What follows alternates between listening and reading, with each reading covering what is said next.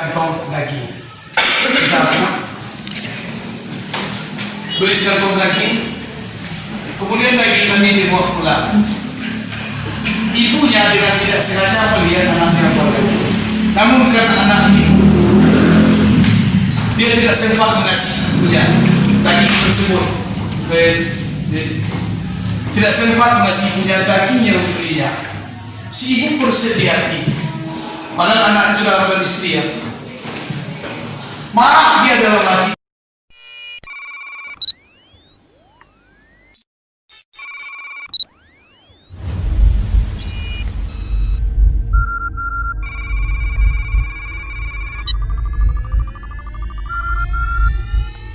Assalamualaikum warahmatullahi wabarakatuh. Hari ini kita akan mencoba mengajar di kelas 8 ke Muhammadiyahan.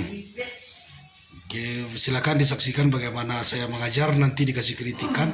Mudah-mudahan bisa menjadi yang lebih baik. Amin ya rabbal alamin. Masker buku, Pak. Tapi boleh sah. Halo. Halo guys. Assalamualaikum. Waalaikumsalam. Tolong pakai masker. Yang belum pakai masker, tolong pakai masker. Sekali pakai absen ya. Sekali gini bro. Abdul Rahman. Hadir, Pak. Hadir. Haji pertama. Hadir, Pak. Aditya Gabriel. Hadir, Pak. Ardianto. Aulia Fikri. Hadir, Pak. Bima. Fatia. Muhammad Arif. Hadir, Pak. Muhammad Arif Alfa dari pagi. Muhammad Rio. Nur Hasna. Radit. Hadir, Pak. Radit. Rafli. Hadir, Pak. Rafli boleh rajin. Ratu masih di kampung. Rizky Andika. Hadir. Sabnal. Pak. Siti Nur Isa. Yusuf Maghribi. Tangan kanan. Agung. Ada yang namanya Kemir. Ada Agung. Agung. Ye, si.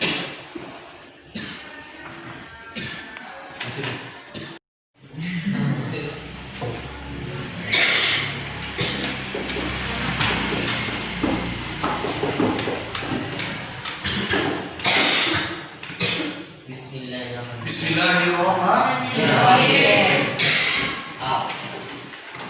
Silakan catatannya dikondisikan di atas meja masing-masing.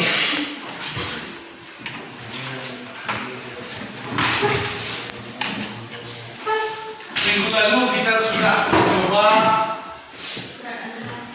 surat An-Nahl 125 tentang teknik Indonesia berdakwah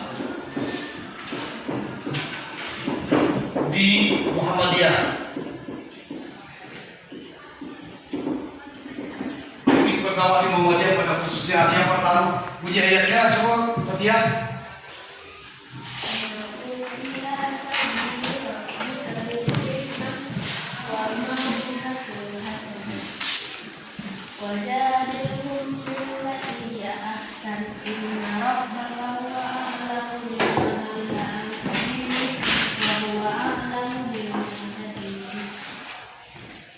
Dit, artinya dit. Gak ada catatan. Bima, arti Bima. Berdoa kepada jalan Tuhanmu dalam hikmah dan pengajaran yang baik, dan berdebat dengan mereka dengan cara yang baik. Sesungguhnya Tuhanmu, dialah yang lebih mengetahui siapa yang sesat dari jalannya, dan dialah yang lebih mengetahui siapa yang mendapat petunjuk. Oke, nah surat ini menjelaskan bagaimana rahasia sukses dakwah atau bagaimana rahasia sukses kiai Mataran ataupun Nabi Muhammad SAW. Dia Nabi Muhammad SAW sukses dalam berdakwah atau mengajak orang kepada berbuat baik. mengajak orang untuk berbuat baik. Nah, surat An-Nahl ayat 125 itu merupakan cara berdakwah, mengajak orang kepada arah yang baik. Tujuan daripada dakwah tidak lain dan tidak bukan hanya untuk mengajak manusia Ke jalan yang lurus. masuk surga.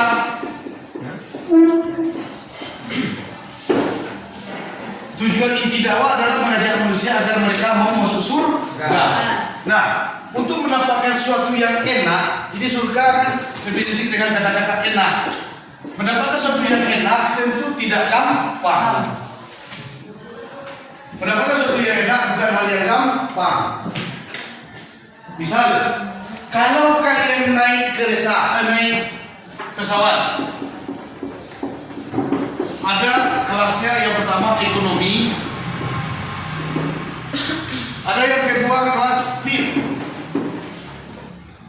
Nah, kelas ekonomi kira-kira dari Padang ke Jakarta ongkosnya sekitar 400 ribuan.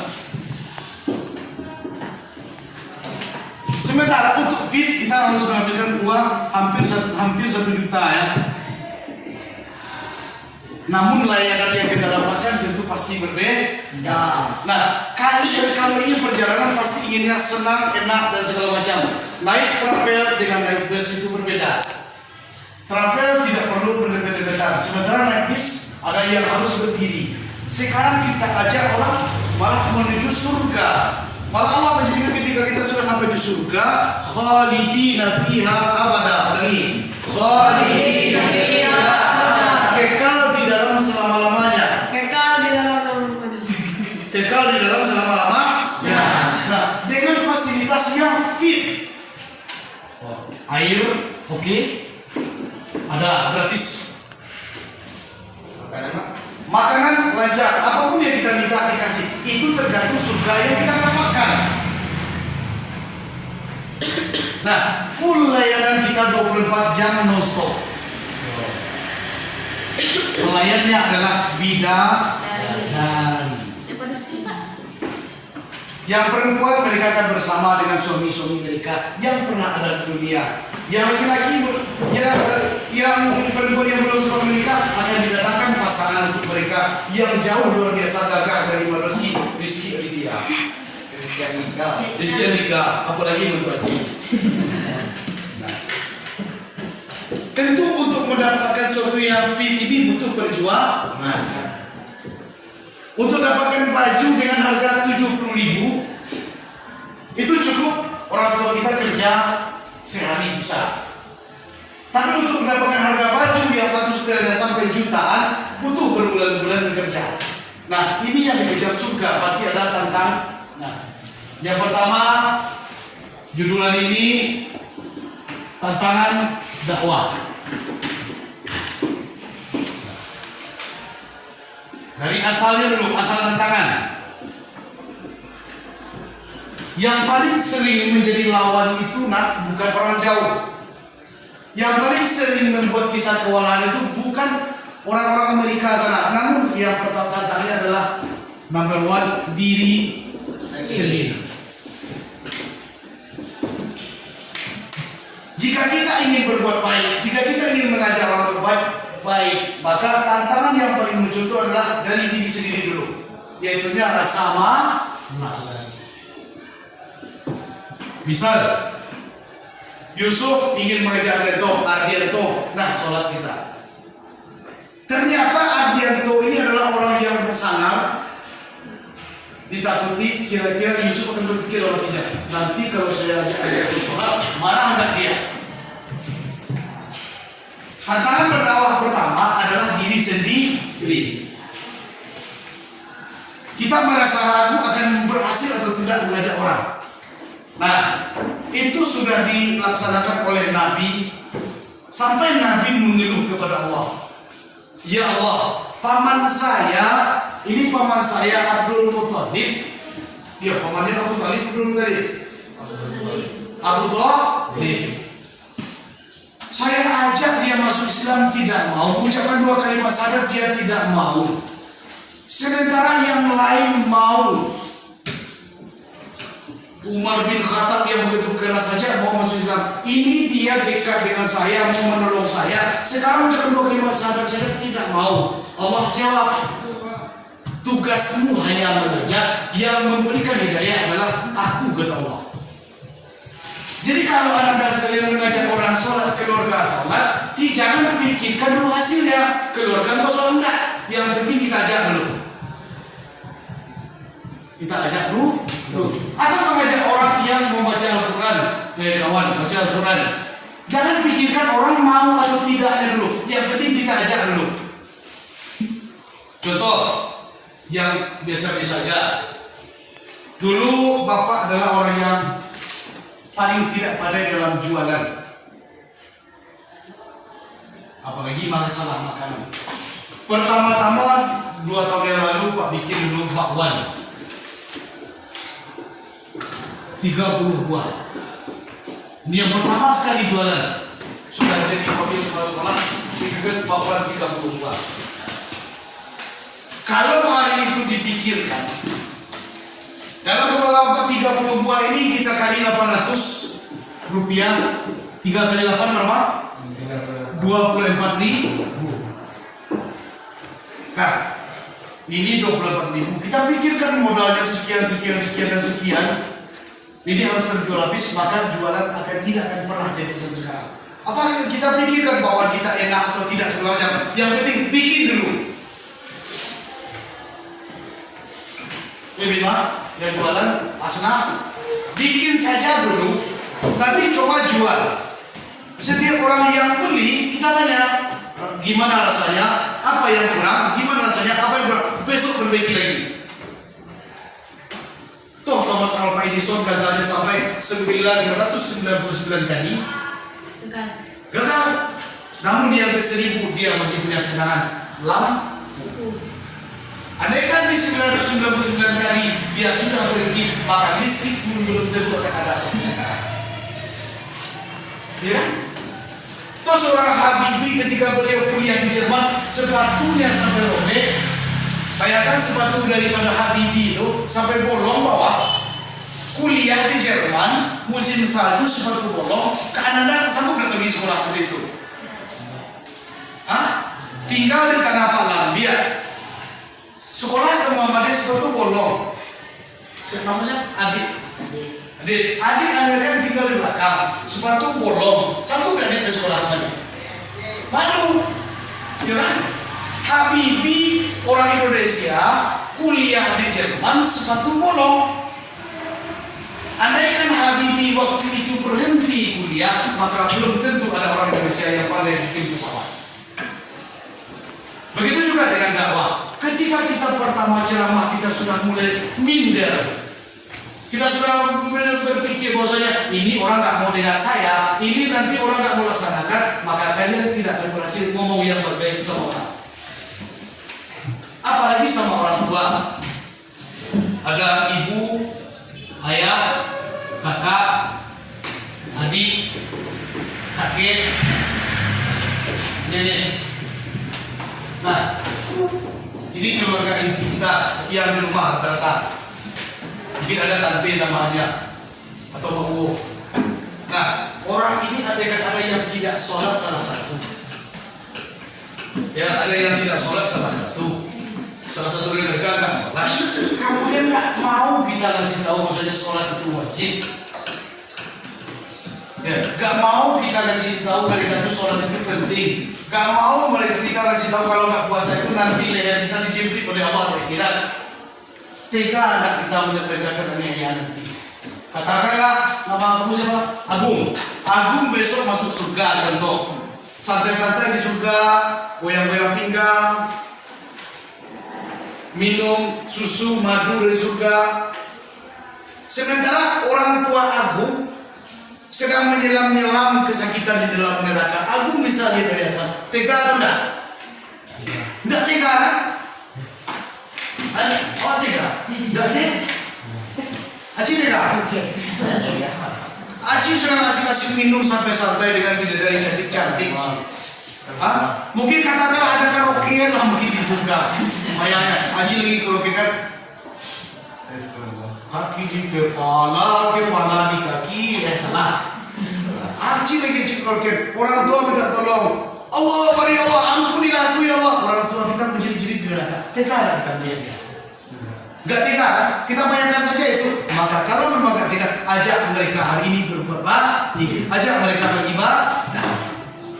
Orang tua saya sudah meninggal seperti ibu bapak. Kita doakan Allah wafidli wali walidayya warhamhuma kama rabbayani shaghira. Ada kisah Nabi Muhammad ingin pergi ke satu tempat. Katakanlah Nabi Muhammad dari sini. Nabi Muhammad ya bersama dengan pasukannya. Dia dari di sini di sebuah tempat. Kemudian beliau ingin ke tempat lain. Nah, di perjalanan beliau menemukan kuburan banyak. Beliau bersama sahabat yang lain sedang berjalan ingin ke sini. Nah, di dekat kuburan Nabi Muhammad SAW dan kuburan ini memberitakan sahabatnya, tolong percepat langkah kalian. Tolong percepat langkah kalian, lari. Sehingga para sahabat dengan terbirit-birit, bukan karena Nabi Muhammad takut dengan hantu ya. Nah, sampai dari sini mereka berlari-lari di kuburan dan kuburan sampai di tempat tujuannya. Sepulang dari sini beliau ingin pulang lagi ke rumah. Nah, para sahabat kembali berlari-lari dekat kuburan tersebut. Nabi Muhammad katakan, kenapa kalian tergesa-gesa? Apa kata para sahabat, para teman-teman beliau? Tadi engkau suruh kami buru-buru, wahai Nabi. Makanya kan sekarang kami buru-buru. Tidak usah buru-buru. Sekarang kita santai saja. Tentu bahasa Nabi tidak seperti bahasa Bapak, santai saja.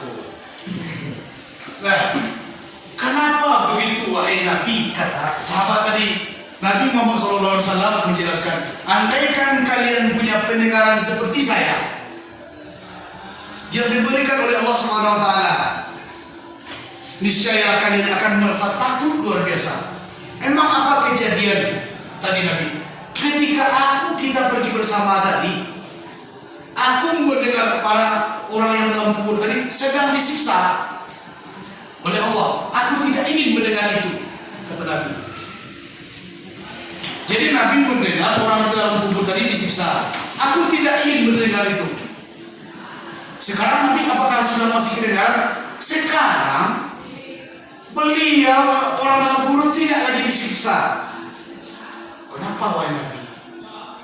Jibril memberitahu kepadaku, orang dalam kubur ini tidak lagi disiksa karena anaknya yang masih hidup sekarang sedang belajar membaca basmalah. Bismillahirrahmanirrahim. Nah, kalian belajar saja agama, orang tua yang disiksa bisa di stop oleh Allah. Luar biasa kan? Nah, yang kedua buat yang perempuan, anak bapak yang perempuan. Dahulu ada seorang perempuan yang sudah punya suami, bertiga ibu ya. Seorang perempuan sudah punya suami. Katakanlah dia pakai jilbab. Ya, dia sudah punya suami. Suaminya seorang pedagang atau orang yang jualan. Ketika suaminya jualan, kalau dulu kan orang jalan kaki atau naik unta, belum ada Honda Jazz, apalagi Pajero ya. Mereka hanya naik unta, naik kuda ataupun jalan kaki. Nah, si suami tadi berpesan kepada istrinya. Ini untuk yang perempuan didengar nih. Nanti sepeninggal kulit, sepeninggal babang jualan karena dia belum punya anak, kamu jangan pernah pergi dari rumah ini. Kata suaminya, oke bapak. Bapak berangkat, salam cium tangan, see you to goodbye. Bapak pergi dulu cari duit. 3 hari suaminya berjalan, datang tetangga perempuan ini dari kampungnya, mengabarkan bahwasanya ibu perempuan ini sakit. Tetangga menyampaikan, "Pia, ibu engkau sakit di kampung. Mari kita lihat." Apa kata perempuan ini? "Ente, maaf, suami saya tadi berpesan, saya tidak boleh, 3 hari lalu berpesan, saya tidak boleh keluar rumah atau kemana-mana sebelum beliau pulang." Kata pertama, 3 hari lalu pulang dia. Tetangga hari ini. 7 hari datang lagi tetangga yang lain mengabarkan, "Pia, ibu engkau di kampung sekarang sedang sakratul maut. Pulanglah melihat." Kalau kita kira-kira bagaimana yang perempuan anak bapak galau enggak? Galau, pasti pulang kan? Nah, perempuan ini masih jawab, "Suamiku berpesan seminggu lalu, aku tidak boleh kemana-mana sebelum beliau pulang."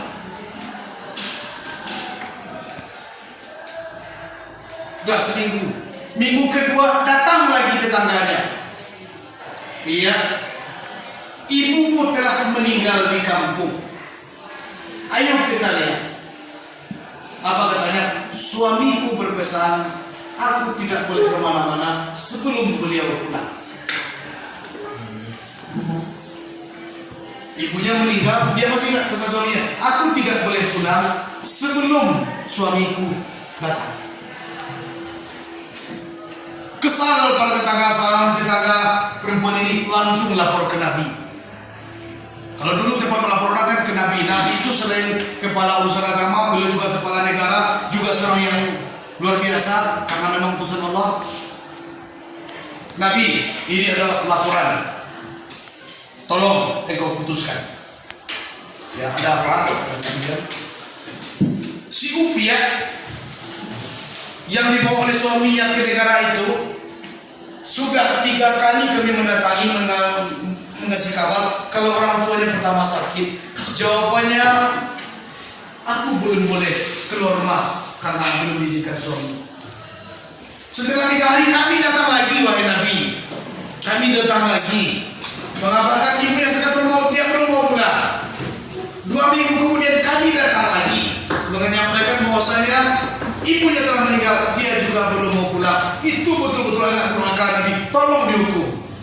Nabi dengan tersenyum, "Wahai para sahabatku sekalian, tetangga-tetangga dari Sufyan, umatku, tahu tidak kalian? Ketika dia mematuhi perintah suaminya, Allah telah ampuni dosa orang tuanya yang meninggal." Yang perempuan nanti kalau sudah bersuami, patuhnya sama suami. Ya, jangan nanti kata suamimu, kamu yang perempuan, kamu tidak boleh keluar rumah. Kamu ketika suami hilang, kamu langsung ngomong dengan tetangga, berbenjian, ngerumpi.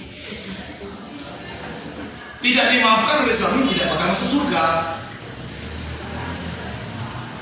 Yang laki-laki seperti itu, kalau kalian sudah meninggal, kalian masih wajib berbakti kepada orang tua. Nah, kalau yang laki-laki, jadi yang laki-laki ya, istri pacar bisa kita ganti, 1000 lagi bisa antri. Walaupun bentuk kayak gini, tapi ibu kita nomor 1. Ya, kalau kalian punya ayah dia tidak pernah nengok nenek kalian, jadi nggak kenal ibu kalian, ingat kan ya, ayah selain wajib kasih kami uang, ayah masih wajib menengok nenek, masih wajib memberi nenek uang. Ingat kan ayah kita, itu namanya berdakwah. Tentu caranya bukan seperti itu. Ya, mari kita ke tempat nenek, saya kangen dengan nenek. Kalau ayah masih ada kewajiban terhadap nenek kita, terhadap ibunya ayah. Kalau ibu, dia wajib patuh sama ayah kita. Pak, di keluarga kami, ayah kami, ibu kami sering berantem, jangan ikut serta. Jangan kali jadi pihak. Ibu mengambil golok mau nyerang ayah, kita mengambil cangkuk untuk jadi kuburan untuk ayah. Kurang ajar. Pernah satu ketika Seorang lagi kisah ketiga bermasalah. Dia lapor pada Khalifah Umar. Khalifah keberapa itu dia? Umar Khalifah keberapa? Ketiga. Umar ini terkenal punya watak yang sangat keras. Bahkan ketika Umar beri keputusan, semua orang akan menggigil. Setan pun segan melihat Umar. Saking ganasnya, setan pun takut melihat Umar. Jadi lapor kepada Umar, wahai Sayyidina Umar, Khalifah, saya ingin melaporkan. Apa yang melaporkan? Harta di rumah habis dibawa oleh ayah saya. Ibu saya kadang dimarahinya. Tolong hukum beliau. Kata anak tadi, apa jawaban? Kamu, ibumu, harta di rumahmu adalah milik ayah. Ya perempuan ini masih boleh jawab ayah asal baik menikah. Karena rata-rata anak gadis itu jatuh cinta pertamanya sama ayah sendiri, ya. Cinta pertama perempuan itu sama ayah sendiri. Rata-rata anak laki-laki pasti dekat dengan ibunya, perempuan pasti dekat dengan ayahnya. Rata-rata cinta pertama pada laki-laki bagi anak perempuan adalah ayahnya. Ya, jangan nanti sukses ayah kita tinggal. Walaupun kita wajib berbakti pada suami dan segala macam, mudah-mudahan dapat suami yang mengerti, maksudnya keluarga kita tuh ya, sesekali anak kasih uang sama orang tua. Nah, apalagi di umur kalian ada yang jualan kasih orang uang tua orang tua uang ada 5.000, 10.000. Ardian itu bantu yang lain, dan sakimah. Dia. Nah, jadi kita ajak orang tua kita untuk keluarga. Nah, dari sini kalau kita sudah mulai berani mengajak keluarga kita, maka rasa malas mengajak orang keluarga itu dengan sendirinya akan mulai turun. Ya, nggak bisa kita dengan serius, nggak perlu kita seperti Ustaz. Ngomongnya mungkin dengan cara kita. Dakwah itu kan tidak harus banyak-banyak ayat-ayat kan. Ayo, menurut hadis ini, hadis itu lama apa? Kita ajak, ya sholat ya. Ayah jadi imam ya, jawab jadi imam. Bunda belakang, kalau laki-laki kan, jadi imam, tolong perhatikan baca ayat. Atau bilang sama ya, Aci pengen beruduk, tolong juga ya, betul atau salah.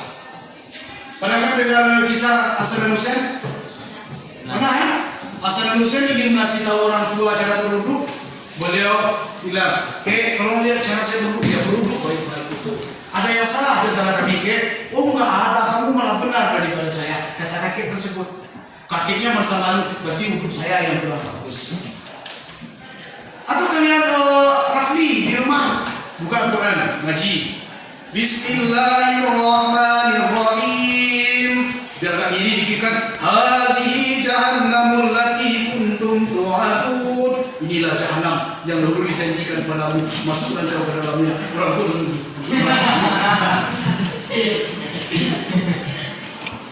Baca ya. Abang dulu kan awak sholat. Gini. Bang, tolong nanti kemana saya sholat tahajud, Bang. Abang masuk saja sendiri. Berarti adik ini ngajak saya sholat tahajud. Jangan bilang nanti abang nak sholat kafir. Kalau abang ngomong kafir kan enggak kayak begini ya. Tapi kalau adik nanti, ya kata abang bilang tadi dia akan sholat ayat kafir, bisa kita jualnya. Salah. Caranya. Pengen puasa Senin Kamis, bisa ingin ngajak keluarga kita puasa Senin Kamis. Gak perlu kita teriak-teriak, yo sholat puasa Senin Kamis, gak perlu harus teriak-teriak sama suara. Kita bilang saja sama Bunda, Bun, besok kalau boleh Bun request apa tuh? Ini puasa Bun, boleh request bangunkan untuk saya. Bunda akan meresosikan anak saya segera kita anak saya.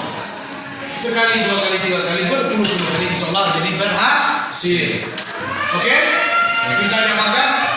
Ya, Mas Abel kita sendiri juga. Nah, yang dari diri sendiri. Yang kedua, karena dari keluar. Nah, keluar, gak baik keluarga jauh, baik keluarga dekat. Kadang-kadang mereka akan cepoh kita. Yang namanya masuk surga itu tidak gampang. Kita nikmati saja. Karena cara mengajak itu dengan Ud'u ila sabili rabbika bil hikmah wal mau'izatil hasanah wajadilhum billati hiya ahsan. Kira-kira apa semuanya?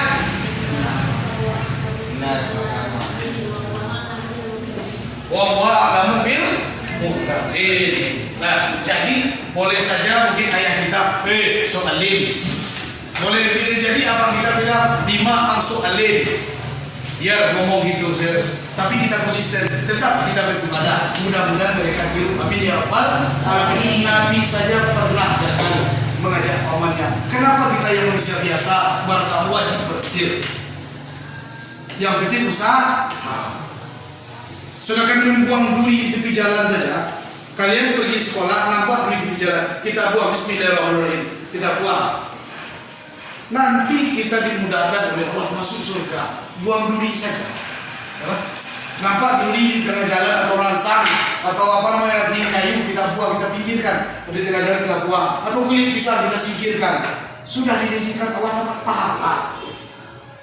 Kan gampang tuh, nampak botol aqua di jalan, masuk ke sampah. Itu nampak duri di tengah jalan sepak. Coba kita pian, jumbo kaki. Kalau dikira Pak. Keluarga baru yang ketiga tantangannya adalah masyarakat. Nah, untuk masyarakat kita harus menjadi contoh. Wajadilhum billati hiya ahsan. Ada yang mendebat kita debat dengan cara yang baik. Kita harus menjadi contoh teladan. Harus nampak Ardianto yang duluan ke masjid daripada tetangga. Tiap pagi Ardianto pergi subuh-subuh. Bu, masih bu, kita pergi masjid. Besok subuhnya lagi, bu, pak, masjid. Walaupun mereka tertawa, tapi berpuluh-puluh kali orang akan sadar. Ingat, Nabi Muhammad itu berdakwahnya bukan 10 tahun, tapi 22 tahun. Ingat, Nabi Nuh itu berdakwah lebih dari 300 tahun. Yang ikut cuma 80 orang kok. Kita berdakwah mengajak orang sholat 3 kali sudah paling ada kita sholat deh, iya bang, tidak sholat deh, iya bang, tidak sholat deh, iya bang, tidak sholat deh. Oke, berarti ada 3 tantangan yang kita simpulkan. 3 tantangan dalam berdakwah. Yang pertama adalah dari diri sendiri, rasa malas. Kemudian dari keluarga, mungkin rasa segan kita pada keluarga. Namun kalau kita sudah mulai diri sendiri kita perbaiki, kita akan mudah melalui berdoa terhadap keluarga. Kemudian masyarakat. Biasalah namanya masyarakat Indonesia sering mencemooh. Tapi ingat, ketika kita sudah berhasil, semua orang akan beri tepuk tangan. Luar biasa, Yusuf ternyata pintar.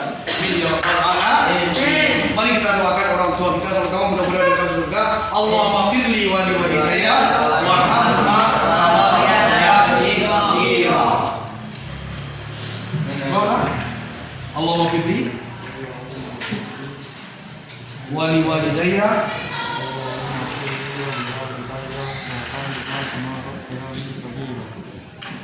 coba ulang, Fikri. Allahumma ghfirli wa li walidayya warhamhuma kama rabbayani shaghira. Coba ulang, bisa?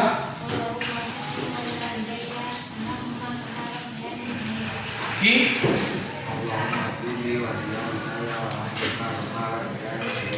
Gum? Wali walidayya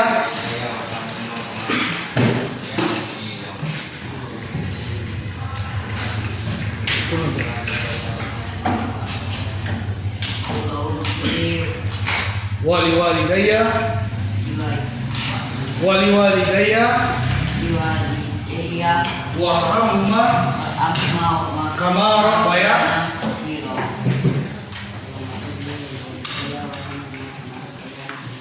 Oke, untuk penutup satu lagi kita ke depan.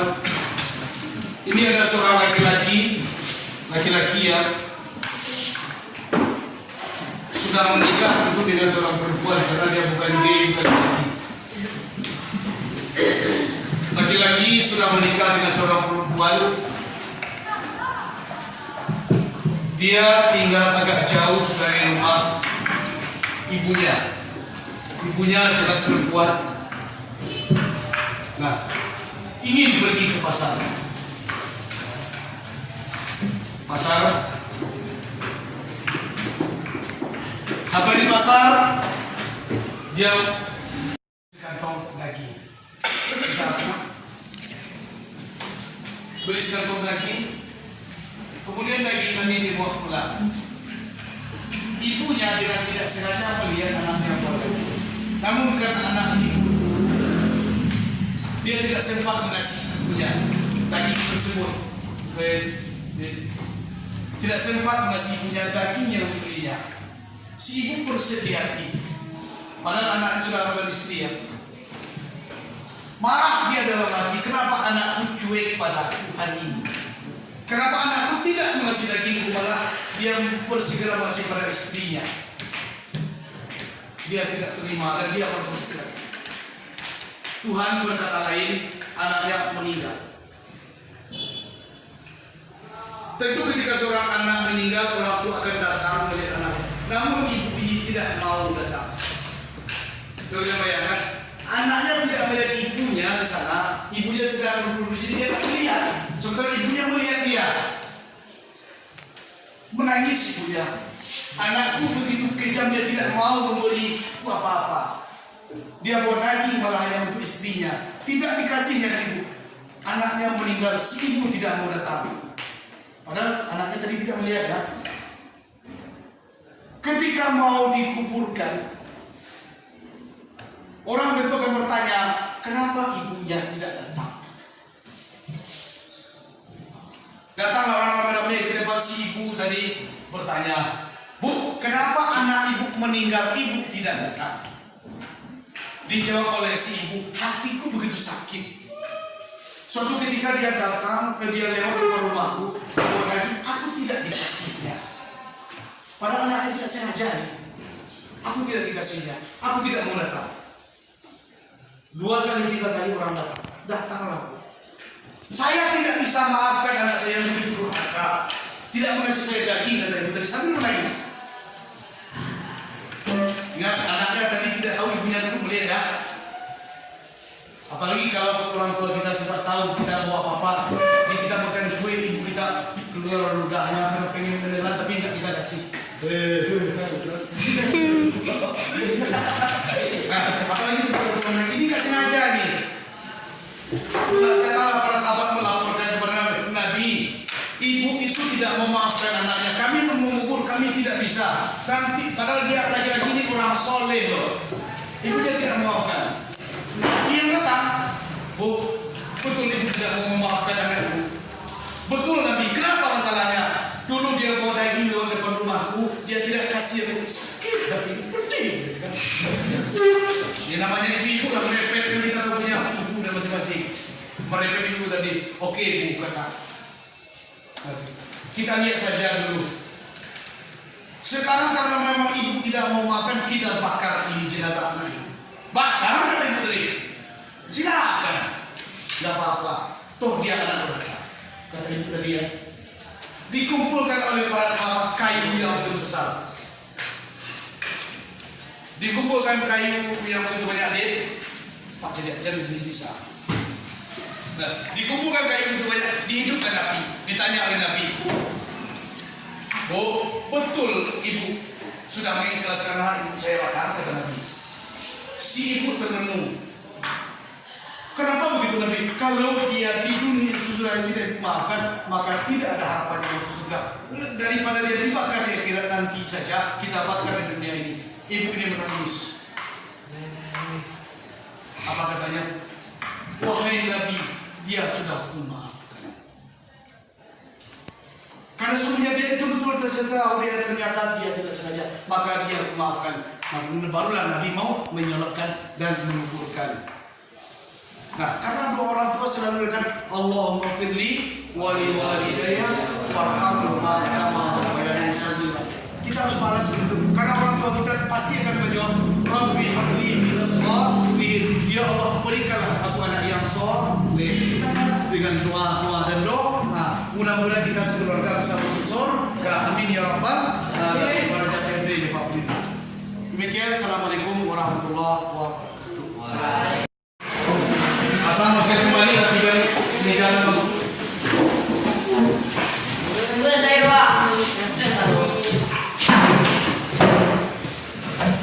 Siap? Ada. Nah, nanti pas pulang langsung ke rumah ya, jangan ada yang ke pasar karena kemarin saja Pol PP ada razia masker di pasar, razia anak sekolah. Kalau nanti kalian ditangkap, mohon maaf, selamat menikmati tidur di kantor Pol PP untuk semalam. Ya, jadi nanti kalian kalau langsung pulang ke rumah, ingatkan keluarga di rumah, kalau mau ke pasar di luar tetap pakai masker. Sebab kalau tertangkap kapalnya didenda. Jadi Kalau tahu ditanya Pak, apa sama? iya dong Pak. Lagi kepala Malaysia. Oh, itu pertama kan, kedua besok tangkap cuci. Hah? Iya tuh. Ya, kalau masih dapat masih tangkap dia. Tadi masker gimana? Pakai yang mulai apa atau simpan di saku atau sampai di pasar. Ya, kalian pulang dulu karena masih ada akan razia-razia selanjutnya. Nanti kalian jadi korban nama sekolah jadi rusak. Siapa? Siap, berat. Hormat, berat. Enggak berat. Skor dimulai.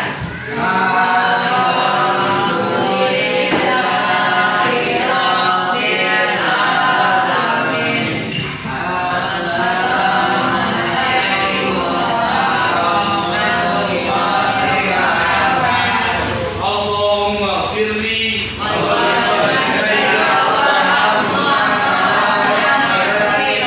tiga kali.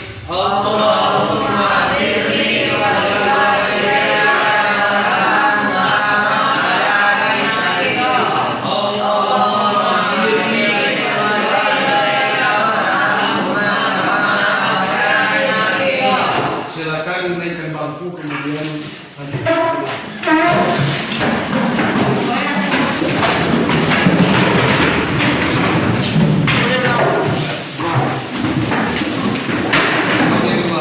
Halo, guys. Lanjut.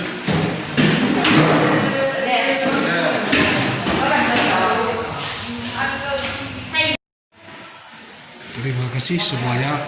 Hari ini kita telah mencoba untuk mengajar kelas 8 tentang bagaimana mereka berdakwah terhadap keluarga dan warga sekitarnya. Kemudian yang harus kita ingatkan agar mereka selalu berbakti kepada orang tua mereka. Allahumma firli wali walidayya warhamhuma kama rabbayani shaghira. Amin.